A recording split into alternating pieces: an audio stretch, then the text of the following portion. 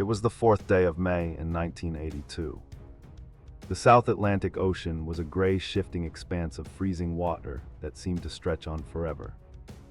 Aboard the Type 42 destroyer known as the Sheffield, radar operators stared intently at their glowing green screens deep within the operations room. Suddenly, a terrifying warning flashed across the monitors. A super-Étendard fighter jet from the Argentine Navy had released an Exocet missile just 20 miles away. The sea-skimming weapon flew at nearly the speed of sound just feet above the cresting waves. There was barely time to shout a warning before the missile slammed into the starboard side of the British warship. Smoke and fire instantly filled the corridors as the steel hull groaned under the massive impact. This was modern naval warfare, and it was terrifyingly lethal. The attack on the Sheffield sent a shockwave through the British government and the public back home. This was not a colonial skirmish or a diplomatic dispute anymore. It was a full-scale war fought 8,000 miles away from London in one of the most hostile environments on Earth. The sovereignty of British territory had been violated, and the lives of British citizens were at the mercy of a foreign military junta. The reputation of the United Kingdom as a global power was hanging by a thread. If the islands could not be retaken, it would signal the final end of Britain as a significant nation on the world stage. The stakes were absolute, and the margin for error was non-existent. The cold waters of the South Atlantic waited to claim anyone who made a mistake. At the center of this storm stood Prime Minister Margaret Thatcher. She was a leader who had faced immense domestic criticism and political turmoil during her early years in office. Many doubted her ability to lead the nation through a military crisis of this magnitude. Yet in the face of the Argentine aggression, she displayed an iron resolve that would come to define her entire political career. She listened to her naval advisors when others urged caution. Admiral Henry Leach, the first Sea Lord, told her that a task force could sail within days. Thatcher did not hesitate. She authorized the dispatch of the fleet and made it clear that nothing short of total victory and the restoration of British administration over the islands would be acceptable. But the question remained whether the Royal Navy could actually project power over such a vast distance without the support of nearby air bases. The United States Navy considered the operation a military impossibility. The logistics alone were a nightmare. How do you supply a fleet and a landing force 8,000 miles from home in the middle of the Antarctic winter? Could the Harrier jump jets hold their own against the faster supersonic Mirage fighters of the Argentine Air Force? Would the British public maintain their support when the casualty lists started to grow? The world watched with bated breath as the aging British lion roused itself for one last great roar. The outcome was far from certain, and many experts predicted a humiliating defeat for the British forces. The conflict had begun on the 2nd day of April when Argentine special forces landed near Port Stanley. They overwhelmed the small detachment of Royal Marines stationed there after a brief but fierce firefight. The Argentine military dictatorship led by General Leopoldo Galtieri believed that Britain would not fight for these remote, windswept islands. They thought the British lacked the will and the resources to mount a counterattack. Thousands of Argentine conscripts were flown in to occupy the settlements and dig defensive positions in the rocky hills surrounding the capital. They planted minefields and set up heavy machine guns, waiting for a British response they were sure would never come. It was a gamble of historic proportions. Diplomacy was attempted immediately, but failed just as quickly. The United Nations Security Council passed Resolution 502, demanding an immediate withdrawal of Argentine forces. The military junta in Buenos Aires ignored the demand. They were banking on the support of their Latin American neighbors and the neutrality of the United States. However, the aggressive nature of the invasion alienated much of the world. The European Economic Community imposed economic sanctions on Argentina. Slowly but surely, the diplomatic tide began to turn in favor of the United Kingdom. But diplomacy alone would not remove the occupying troops. It became clear that force would have to be met with force. The time for talking was rapidly running out. In the ports of Portsmouth and Plymouth, the activity was frenetic. Dock workers labored day and night to prepare the ships for the long voyage south. Civilian cruise liners like the Canberra and the Queen Elizabeth II were requisitioned to carry troops. The aircraft carriers Hermes and Invincible became the centerpieces of the task force. Supplies were loaded at a frantic pace, including millions of rounds of ammunition and tons of food. The British people lined the harbor walls waving Union Jacks and cheering as the great gray ships slipped their moorings and headed for the open sea. It was a scene reminiscent of the Second World War, stirring a deep sense of patriotism and anxiety across the nation. The journey south was a logistical feat that defied modern military expectations. The mid-Atlantic island of Ascension became a vital stepping stone. The airfield on Ascension, which was leased to the United States, became the busiest airport in the world for a few short weeks. Vulcan bombers and transport planes crowded the tarmac. It was here that the task force paused to reorganize and practice for the coming battles.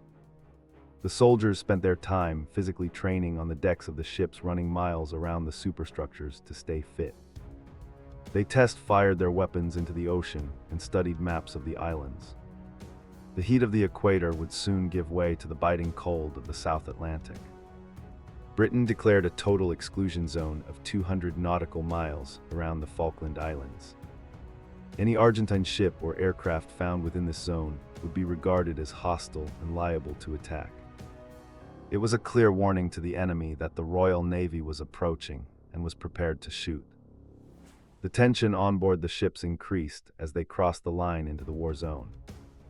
General quarters alarms sounded frequently, sending men rushing to their battle stations.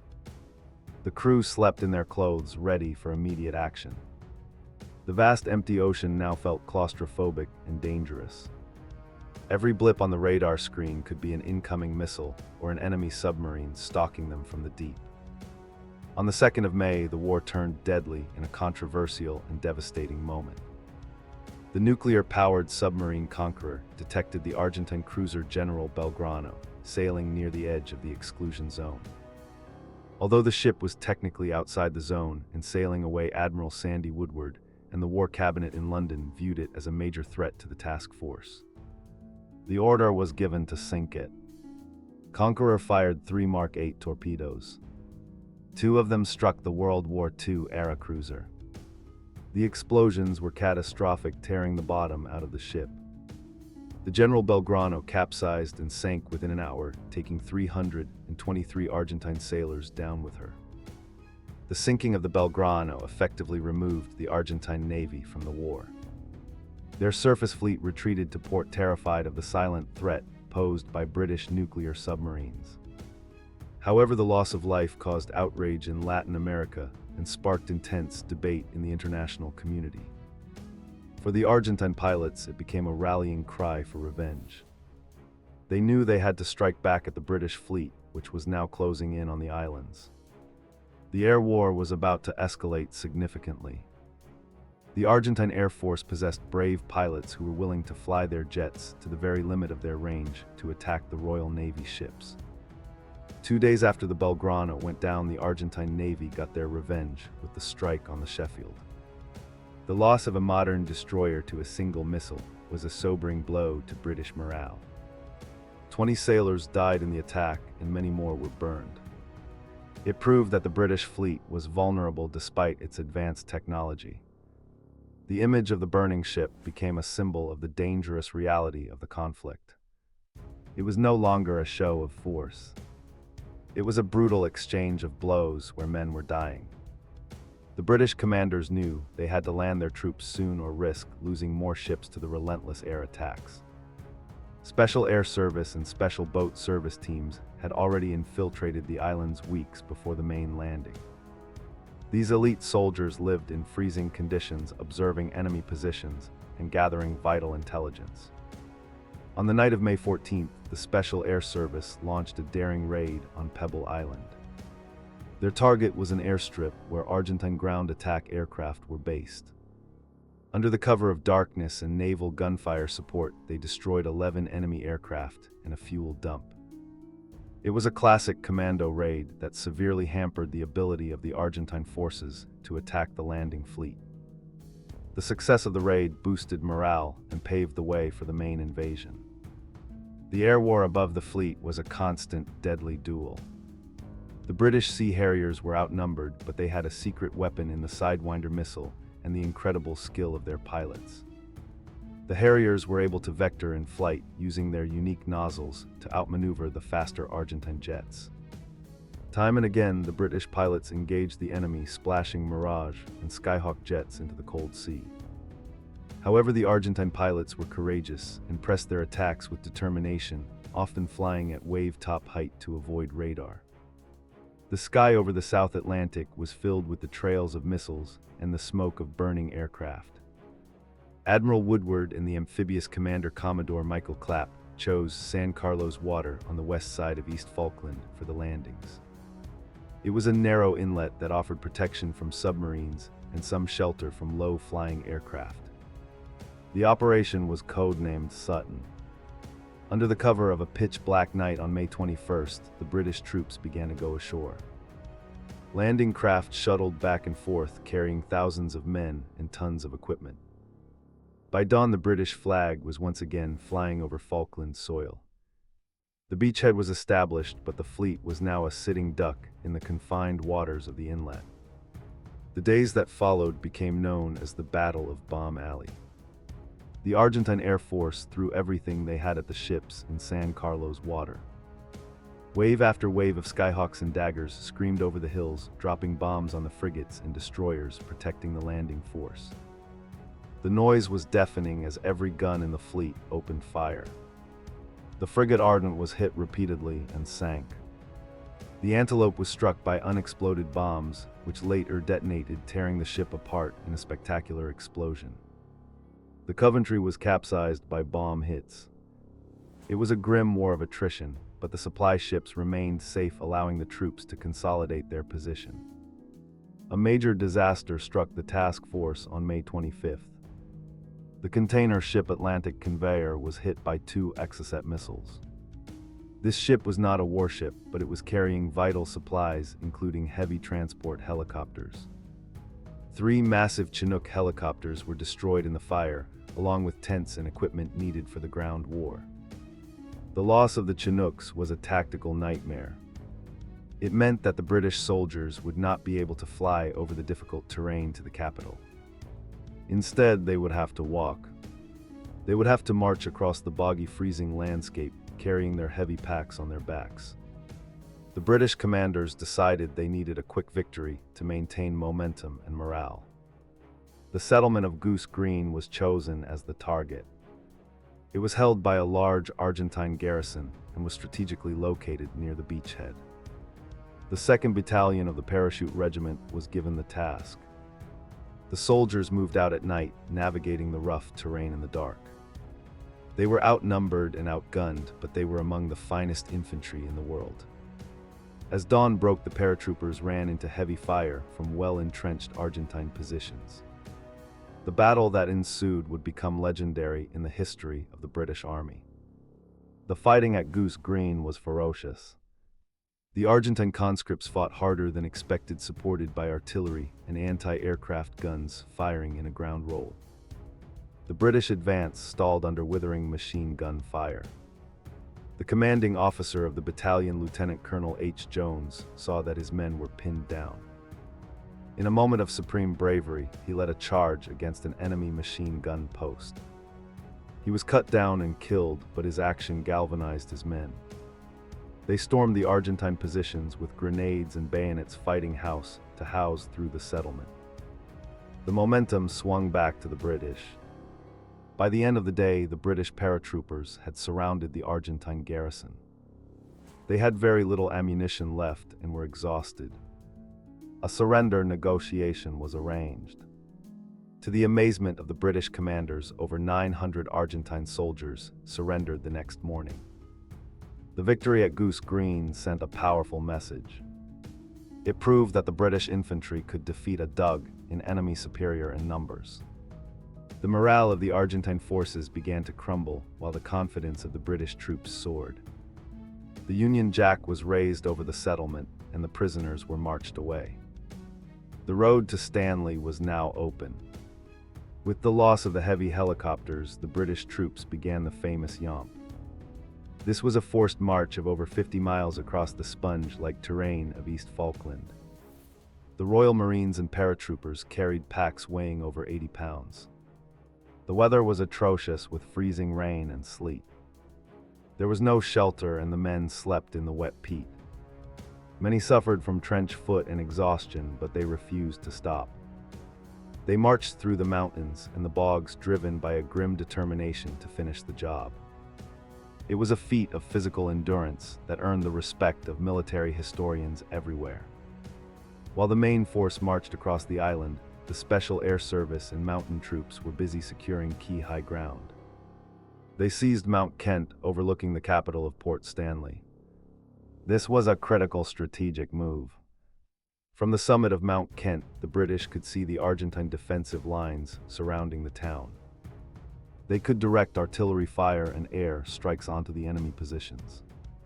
The Argentine commanders had failed to secure these heights, allowing the British to dominate the battlefield before the final assault even began. The noose was tightening around the neck of the occupation force. Disaster struck again at Bluff Cove on June 8th. The landing ships Sir Galahad and Sir Tristram were unloading Welsh guardsmen to open a new front near Stanley. The operation was delayed and the ships were left exposed in daylight. Argentine Skyhawks spotted the targets and attacked. The Sir Galahad was hit by bombs and burst into flames. The scene was horrific as ammunition cooked off and fuel burned. 48 soldiers and crewmen were killed and many suffered terrible burns. It was the single greatest loss of British life in the war. The images of helicopters hovering over the burning ship rescuing survivors were beamed around the world. Despite the tragedy at Bluff Cove, the British plans for the final assault remained in place. The target was the ring of mountains protecting Port Stanley. These were Longdon Two Sisters and Mount Harriet. The attacks were scheduled for the night of June 11th. The British knew they had to attack at night to negate the Argentine defensive advantages. The soldiers fixed bayonets and moved silently up the rocky slopes. The Argentine defenders were waiting with night vision sights and heavy weapons. The stage was set for a series of brutal close-quarters battles fought in the freezing darkness. The battle for Mount Longdon was particularly bloody. The 3rd Battalion of the Parachute Regiment assaulted the craggy summit. They faced heavy machine gun fire and snipers hidden in the rocks. It became a hand-to-hand fight with grenades and bayonets. Sergeant Ian Mackay led a platoon to clear a series of bunkers that were holding up the advance. He charged the position and was killed, but his bravery allowed his men to capture the objective. He was later awarded a posthumous Victoria Cross. The paratroopers took the mountain, but the cost was high, with 23 British soldiers killed in the action. Simultaneously, the Royal Marines of 45 Commando attacked Two Sisters, while 42 Commando assaulted Mount Harriet. The Marines used anti-tank weapons to blast the Argentine bunkers. The fighting was intense, but the superior training and aggression of the Royal Marines overwhelmed the defenders. By dawn, the British held all the key high ground to the west of Stanley. The Argentine troops retreated in disarray, flowing back towards the town. They left behind their heavy weapons and their dead. The outer ring of defenses had been smashed in a single night of violence. The final line of defense lay on Mount Tumbledown and Wireless Ridge. On the night of June 13th, the Scots Guards launched their attack on Tumbledown. They were a ceremonial regiment often seen guarding Buckingham Palace, but they were also tough professional soldiers. They advanced up the mountain under heavy artillery fire. The Argentine Marines holding the summit were the best units in their army. The battle raged for hours in the bitter cold. The Scots Guards fought their way to the top, shouting their war cries and engaging in fierce hand-to-hand combat. By morning, the mountain was theirs. On Wireless Ridge, the 2nd Battalion of the Parachute Regiment, supported by light tanks, attacked the last obstacle before Stanley. The noise of the battle was incredible, with tracers lighting up the night sky. The Argentine resistance finally broke. The defenders fled streaming back into the streets of Port Stanley in a chaotic rout. The British soldiers stood on the ridges looking down at the town. They could see the lights of the houses and the retreating enemy vehicles. The end was in sight. The British commanders ordered a ceasefire to allow negotiations for surrender to begin preventing a massacre in the town. On June 14, General Mario Menendez, the Argentine commander in the Falklands, contacted the British forces to discuss surrender. Major General Jeremy Moore, the commander of the British land forces, flew by helicopter to Stanley to accept the surrender. The document was signed that night. The war was over. The guns finally fell silent across the islands. The Argentine troops were disarmed and gathered in holding areas. They were cold, hungry, and demoralized. The British soldiers, tired and dirty, walked into Port Stanley as liberators. The Union Jack was hoisted once again over Government House. The civilian population of the Falkland Islands emerged from their homes to greet the British troops. They had lived under occupation for 74 days. They offered the soldiers tea and food, grateful for their freedom. The bond between the islanders and the British military was forged in those emotional moments and remains strong to this day. The cleanup operation began immediately. Thousands of mines had to be cleared and the debris of war removed. The bodies of the fallen from both sides were gathered with respect. The islands were scarred, but they were free. The Argentine prisoners were repatriated to their homeland on ships. The defeat caused the collapse of the military junta in Argentina. General Galtieri was removed from power, and democracy was eventually restored to the country. In Britain, the victory led to a surge in national confidence. Margaret Thatcher won a landslide victory in the next general election, her reputation as the Iron Lady cemented forever. The success of the operation vindicated her decision to fight and proved that Britain still possessed the will and the capacity to defend its interests globally. The cost of the war was high. 255 British personnel had lost their lives, along with 3 islanders. 649 Argentine soldiers, sailors, and airmen had died. Ships had been sunk and aircraft destroyed. The landscape of the Falklands was forever changed by the conflict. Memorials were erected to honor the dead on both sides. The war remains a subject of study for military historians, illustrating the challenges of amphibious warfare and the importance of logistics and air superiority. The Falklands War was a strange anomaly in the late 20th century. It was a conventional war fought between 2 Western nations in the Missile Age. It was not a proxy war of the superpowers, but a direct conflict over territory and sovereignty. It showed that even in an era of high technology, the determination of the individual soldier and the quality of leadership are decisive factors. The yamp across East Falkland and the bayonet charges in the mountains proved that the human element is still the most important weapon on the battlefield. Today, the Falkland Islands are a peaceful and prosperous British overseas territory. The islanders determine their own future, and their economy thrives on fishing and tourism. The British military maintains a significant garrison at Mount Pleasant to deter any future aggression. The war is a distant memory for the younger generation, but for those who fought and lived through it, the events of 1982 are unforgettable. The scars on the landscape have healed, but the history remains etched in the collective memory of 2 nations. As the sun sets over the rugged hills of East Falkland, the silence returns to the battlefields. The rusting remains of helicopters and bunkers serve as silent sentinels to the violence that once consumed this remote place. The wind blows across the cemeteries where the fallen lie at rest. The Falklands War was a brief but intense chapter in history, a reminder of the fragility of peace and the terrible price that is paid when diplomacy fails. It stands as a testament to the courage of those who sailed south to fight for a principle and for a people they had never met.